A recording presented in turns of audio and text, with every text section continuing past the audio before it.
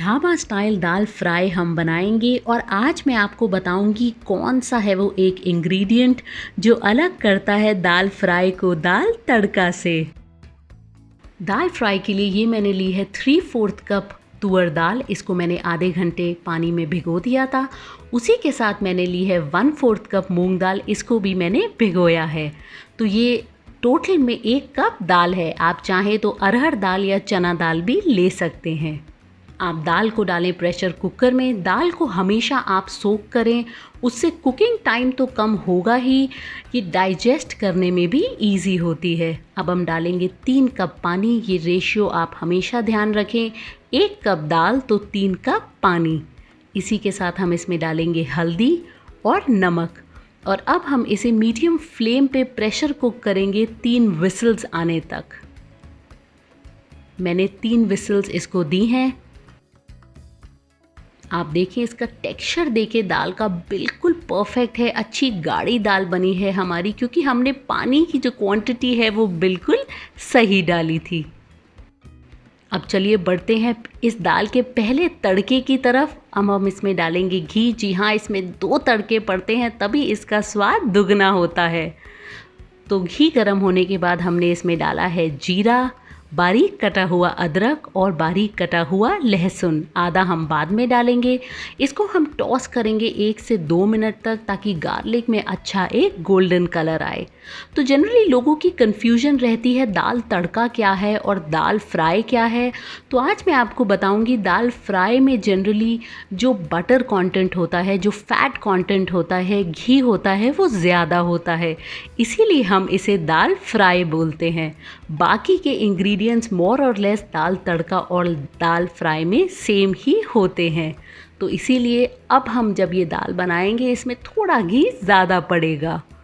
अब मैंने डाला है बारीक कटा हुआ प्याज और इसको भी हम पकाएंगे 3 से 4 मिनट तक, तब तक इसमें अच्छा प्यारा एक गोल्डन कलर आए। बहुत ज़रूरी है आप इनको अच्छे से पकाएं टमाटर डालने से पहले, क्योंकि टमाटर के बाद ये अच्छे से कुक नहीं होंगे। तो आप देखें परफेक्ट इसमें कलर आ गया है।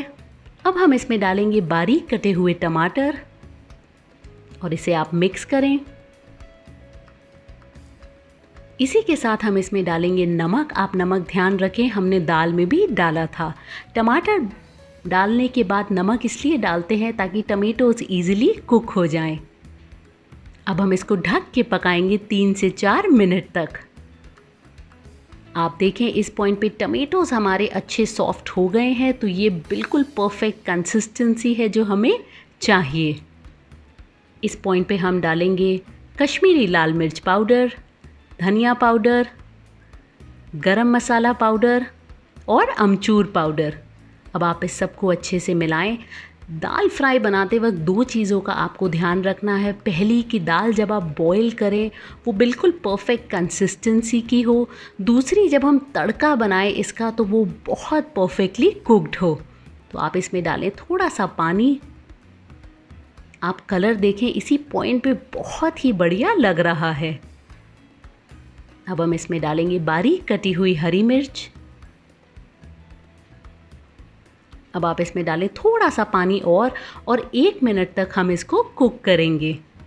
तो जैसे मैंने कहा तड़के को हम बहुत अच्छे से पकाएंगे ताकि इसमें स्वाद बढ़िया आए। आप कलर देख सकते हैं, आप टमेटोज़ और अनियंस देख सकते हैं, वो परफेक्टली कुक्ड हो गए हैं। तो अब हम इसमें डालेंगे अपनी दाल। आप देखें बहुत मज़ेदार कंसिस्टेंसी है दाल की, बिल्कुल परफेक्ट कंसिस्टेंसी है।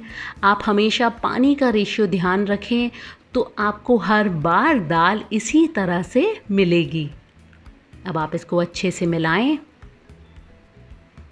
इस पॉइंट पे ये थोड़ी गाढ़ी है तो हम इसमें बस 1 से 2 टेबलस्पून पानी डालेंगे, ज़्यादा नहीं। क्योंकि जब आप ढाबों पे, जब आप रेस्टोरेंट्स में दाल फ्राई खाते हैं तो वो ऐसी ही बिल्कुल गाढ़ी और मज़ेदार मिलती है।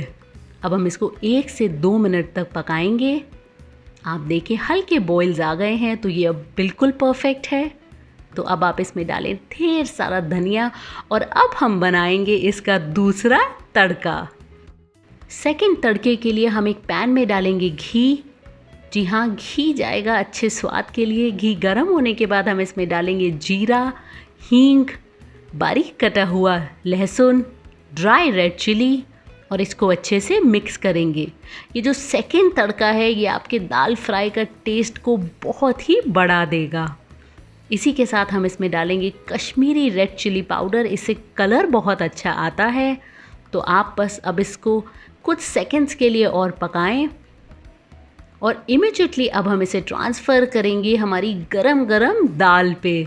आप अपने सेकंड तड़के को भी अच्छे से मिक्स करें। अगर आपको आज की ये रेसिपी पसंद आई है तो मुझे कमेंट सेक्शन में ज़रूर बताएं और इस वीडियो को लाइक करें और मेरे चैनल को भी सब्सक्राइब करें, क्योंकि आगे भी मैं बहुत सारी ऐसी डिलीशियस रेसिपीज़ आपके लिए लगातार लाती रहूँगी।